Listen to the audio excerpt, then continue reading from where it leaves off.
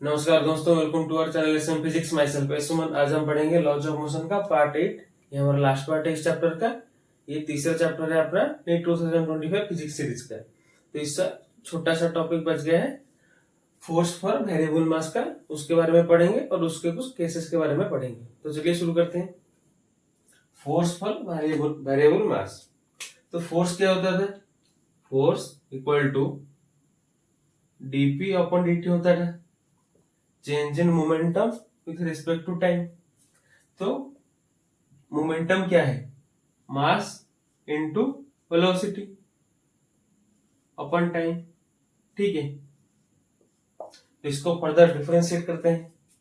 तो ये क्या आ गया? M dv upon d t plus v dm upon d t. Dv upon d t क्या है? Change in velocity with respect to time. क्या है? एक्सेलरेशन। तो एक क्या है? Mass into acceleration plus v dm upon d t. ये जो भी डीएम अपॉन डी टी है, ये क्या है? Force for variable mass. ठीक है, तो एक क्या है? F we M. F we M मतलब force for variable mass equal to v d m upon d t. ठीक है, इसको हम और कैसे लिख सकते हैं? देखिए, मास क्या होता है? डेंसिटी क्या होता है? Density equal to mass upon volume. तो मास क्या होता है? Density into volume. वॉल्यूम क्या है? वॉल्यूम होता है एरिया इंटू लेंथ। ये वॉल्यूम होता है। तो मास अपॉन यहाँ पे क्या है? टाइम। तो मास अपॉन टाइम ले लेते हैं। एम अपॉन टी क्या हो जाएगा? यहाँ पे rho a l upon t आ गया equal to length upon time क्या है? वेलोसिटी। तो ये क्या आ गया? Rho a v. यहाँ पे v पहले से था, तो dm अपॉन dt क्या आ जाएगा? रो ए भी। तो ये क्या हो गया? Rho a v square. ये एक और फॉर्मूला है वेरिएबल मास के लिए फोर्स का। और कैसे इसको डिराइव कर सकते हैं? देखिए, mass equal to lambda into x हो सकते हैं। यहाँ पे लैम्बडा क्या है? लैम्बडा यहाँ पे है लीनियर मास डेंसिटी। ठीक है, तो एम अपन टी क्या हो जाएगा? Lambda x upon T. X upon T क्या है? वी। तो क्या आ गया? Lambda we. वी क्या है? वेलोसिटी। ये लेंथ अपन टाइम क्या हो जाएगा? वेलोसिटी। तो और एक फॉर्मूला क्या आ गया? Lambda v square. पहले यहाँ पे एक वी था, तो डी अपन डी टी आ गया लैम्बडा वी। तो ये हो गया अपना फॉर्मूला किसके लिए? फोर्स फॉर वेरिएबल मास के लिए। देखिए, फिर से देखते हैं। फोर्स क्या है? Change in momentum with respect to time. Momentum क्या है? Mass into velocity. तो इसको डिराइव करते हैं। एम डीवी अपॉन डीटी आ गया, वी डीएम अपॉन डीटी आ गया। तो rate of change of velocity with respect to time क्या है? एक्सेलरेशन आ गया एम में। इसका क्या आ गया? वी डीएम अपॉन डीटी क्या है? वेरिएबल मास के लिए फोर्स। ठीक है, तो एफ वी एम आ गया v dm upon dt. Force for variable mass equal to v dm upon dt. इसको फर्दर डिराइव करते हैं। तो मास क्या होता है? डेंसिटी होता है मास अपॉन वॉल्यूम। तो मास क्या होता है? Density into volume. वॉल्यूम क्या है? Area into length. तो एरिया यहाँ पे मास अपॉन टाइम है, यहाँ पे मास अपॉन टाइम है। तो रो ए एल अपॉन टी आ गया। एल अपॉन टी मतलब लेंथ अपॉन टाइम क्या है? वेलोसिटी। तो ये क्या आ गया? रो ए भी। यहाँ से पहले एक भी था, तो ये क्या हो गया? Rho a v square. Density into area into velocity का स्क्वायर। देन और एक क्या फॉर्मूला है इसका? Mass equal to lambda into x. Lambda क्या है? Linear mass density. तो मास अपॉन टाइम क्या आ गया? Lambda x upon t equal to x upon t. Length upon time क्या आ गया? वेलोसिटी। यहाँ से पहले एक वेलोसिटी था, तो क्या आ गया? Lambda v square. इसके ऊपर एक तो क्वेश्चन करते हैं, फिर इसके बाकी के केसेस पढ़ते हैं। ठीक है,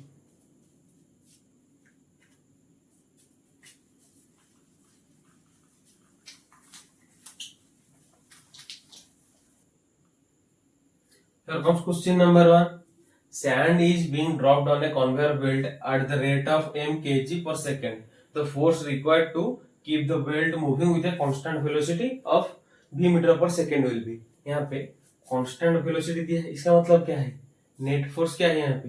नेट फोर्स 0. इसका मतलब इस तरफ जितना फोर्स लगा होगा अपने को उतना ही फोर्स लगाना है, ताकि क्या है ये मूविंग करे किससे? कांस्टेंट वेलोसिटी से.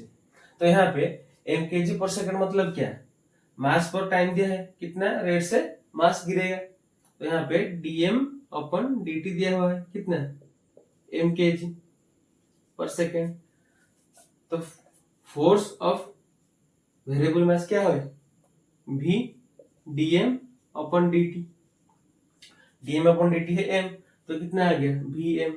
मतलब इस तरफ कितना फोर्स है? vm. आपने को लगाना कितना पड़ेगा यहाँ पे?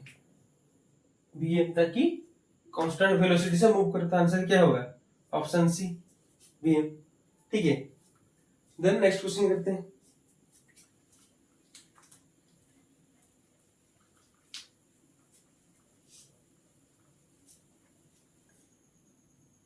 Here comes question number 2. If a satellite in force-free space sweeps stationary interplanetary dust at a rate dm upon dt equal to alpha v, here v is the velocity, the acceleration of the satellite of mass m is. यहाँ पे अपने को force क्या है variable mass के लिए? f vm equal to v dm upon dt. ठीक है. तो dm अपन dt क्या है यहाँ पे? Alpha v. तो v इंटू अल्फा v कितना आ गया? Alpha v square. निकाला क्या आपने को? Acceleration of satellite. तो फोर्स क्या है? ma. फोर्स क्या होता है? ma. तो ma कितना आ गया? Alpha v square. तो एक्सेलरेशन क्या आ जाएगा? Alpha v square upon m. कौन सा आंसर है? Alpha v square upon m. ये आ गया अपना आंसर, ऑप्शन 3. ठीक है. अभी हम पढ़ते हैं डिस्क इन एयर के बारे में.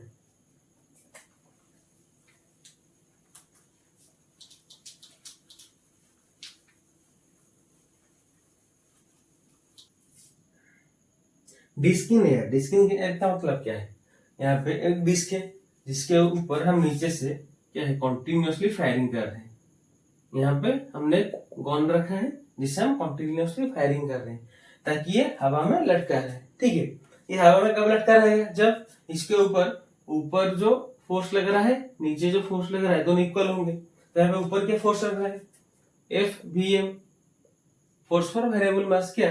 v dm upon dt. नीचे फोर्स क्या लग रहा है? इसका वेट mg. तो ये हवा में कब तक रहेगा? एयर में कब रहेगा? जब f we m equal to mg होगा. जब तक मतलब ऊपर जो वेरिएबल मास के लिए फोर्स लग रहा है और नीचे इसका वेट, दोनों जब तक इक्वल होंगे तब तक ये एयर में रहेगा. ये वेरिएबल मास का एक केस है. इसके ऊपर एक क्वेश्चन करते हैं.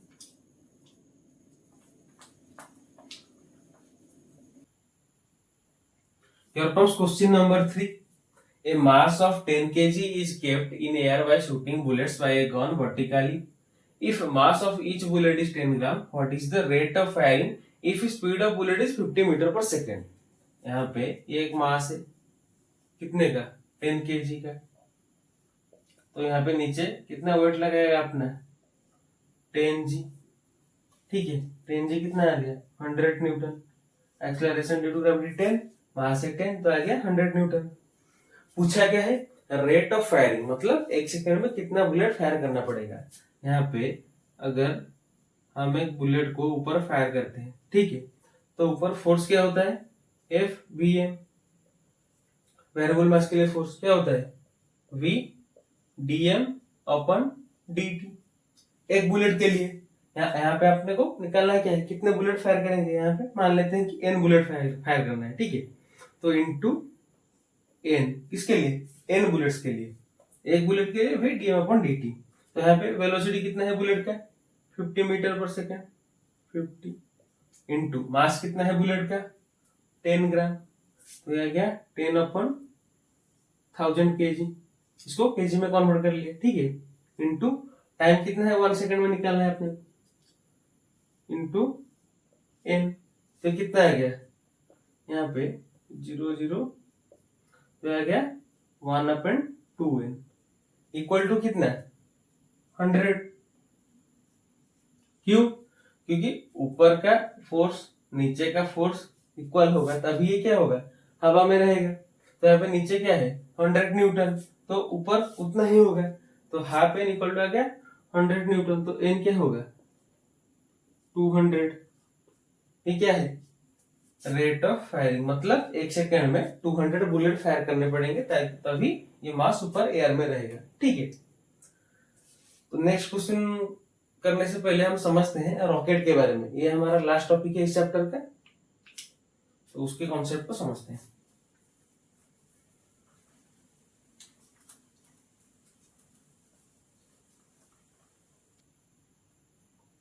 रॉकेट देखिए, यहाँ पे जब एक रॉकेट ऊपर जाता है तो वहां पे फोर्स का उसका रिलेशन क्या है। फोर्स यहाँ पे रॉकेट ऊपर जा रहा है, मान लेते हैं ये एक्सेलरेशन, ठीक है। तो इसके ऊपर क्या फोर्स है, नीचे इसका क्या लगेगा mg लगेगा, ठीक है।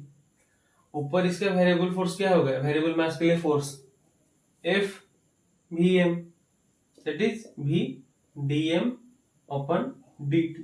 हम कैलकुलेशन में इजी हो इसलिए dm अपॉन dt को म्यू कंसीडर कर लेते हैं, ठीक है। तो dm अपॉन dt को हम म्यू कंसीडर कर लेते हैं, तो ये क्या हो गया v म्यू, क्या वेरिएबल मास के लिए फोर्स। तो देखिए यहाँ पे F Vm क्या हो जाएगा, यहाँ पे F Vm और V म्यू क्या हो जाएगा। हमने अपरेंट वेट के केस में पढ़ा था कि जब ये ऊपर मूव करेगा तो यहाँ पे फोर्स क्या हो जाएगा equal to mg plus a हो जाएगा, ठीक है। जब ऊपर मूव कर रहा है ए एक्सेलरेशन से तो यहाँ पे फोर्स क्या हो जाएगा mass into acceleration due to gravity plus acceleration जिससे वो ऊपर जा रहा है, ठीक है।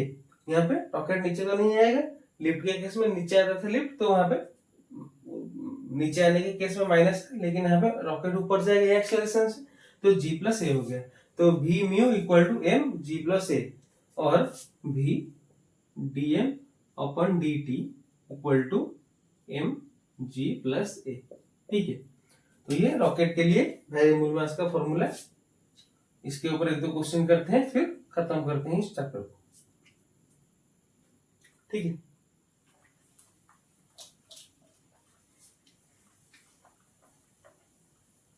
Here comes question number 4. A 600 kg rocket is set for a vertical firing. If the exhaust speed is 1000 meter per second, the mass of the gas ejected per second to supply the thrust needed to overcome the height of the rate. तो अपने को निकालना क्या है यहाँ पे, the gases ejected per second, mass of the gases ejected per second, यानी कि dm अपन dt निकालना है अपने को, ठीक है। तो फॉर्मूला क्या था वेरिएबल मास के लिए, v dm अपन dt। तो v dm upon dt equal to कितना हो जाएगा mg, अभी पढ़ा था हमने रॉकेट में। यहाँ पे ऊपर की तरफ f vm लगेगा तो नीचे की तरफ क्या लगेगा mg। तो यहाँ पे वेलोसिटी कितना है 1000 metre per second, dm upon dt अपने को निकालना है। मास कितना है 600 kg into acceleration due to gravity कितना है 10, तो यहाँ पे 30 यहाँ पे कैंसिल हो गया। तो dm अपॉन dt क्या आ गया 6 kg पर सेकेंड। ऑप्शन सी पूछा गया है mass of the gases ejected पर सेकेंड, एक सेकेंड में कितना मास इजेक्ट होगा 6 kg का। ये 1990 का PIQ है, ठीक है। देन नेक्स्ट क्वेश्चन करते हैं।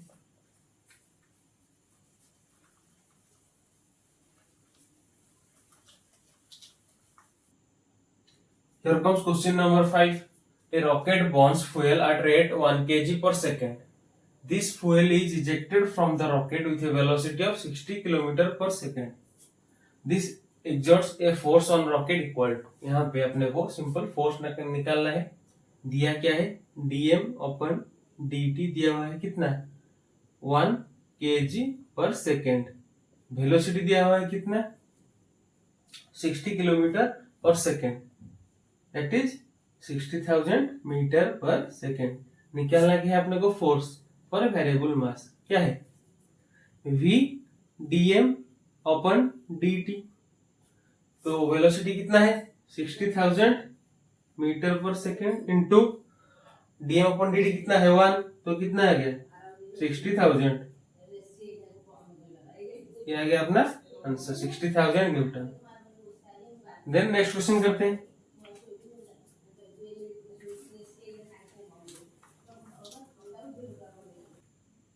Here comes question number 6. A 5,000 kg rocket is set for vertical firing. The exhaust speed is 800 meter per second. To give an initial upward acceleration of 20 meter per second square. The amount of gas ejected per second to supply the needed thrust will be. यहाँ पे आपने को कौन सा case दिया है? Rocket ऊपर जा रहा है कितने से? ए एक्सेलरेशन से। कितना? 20 मीटर पर सेकेंड स्क्वायर। नीचे इसका वेट कितना है? mg। तो यहाँ पे फोर्स क्या होगा? M g plus a. नीचे की तरफ ऊपर क्या था? एफ वी एम, फोर्स पर वेरिएबल मास। कितना है? V d m upon d t. तो v d m upon d t equal to क्या हो जाएगा? M g plus a. ठीक है। यहाँ पे वेलोसिटी दिया हुआ है अपने को कितना है? 800 metre per second into DM अपन डी निकालना है अपने को। पूछा क्या है? गैस इजेक्टेड पर सेकेंड निकालना है अपने को। मास कितना है? 5,000 kg। 5,000 into acceleration due to gravity 10 plus ऊपर एक्सेलरेशन क्या है? 20 metre per second, sorry 20 metre per second square. तो ये आ गया। तो डीएम अपन डी क्या आ गया? इधर ये आ गया 30। तो ये आ गया यहाँ पे 20 कैंसिल कर लेते हैं। तो आ गया 50 इंटू 30 अपन 8 दैट इज 1500 अपन 8। इसको कैलकुलेट करते हैं। कितना आ गया? 187.5 kg पर सेकेंड। कौन सा ऑप्शन है? Option B. ये 1998 का पीआईक्यू यूनिट। ठीक है। तो यहाँ पे को खत्म करते हैं इस वीडियो को। यहाँ पे अपना ये चैप्टर एंड हुआ लॉज ऑफ मोशन। इसके बाद हम वर्क पावर एनर्जी से स्टार्ट करेंगे। तो अगर आप इस चैप्टर का क्वेश्चन प्रैक्टिस करना चाहते हैं तो स्क्रीन के ऊपर हमारा क्वेश्चन प्रैक्टिस सीरीज नीट के लिए उसका प्लेलिस्ट है, वहां पे आप क्वेश्चन प्रैक्टिस कर सकते हैं। Thanks for watching.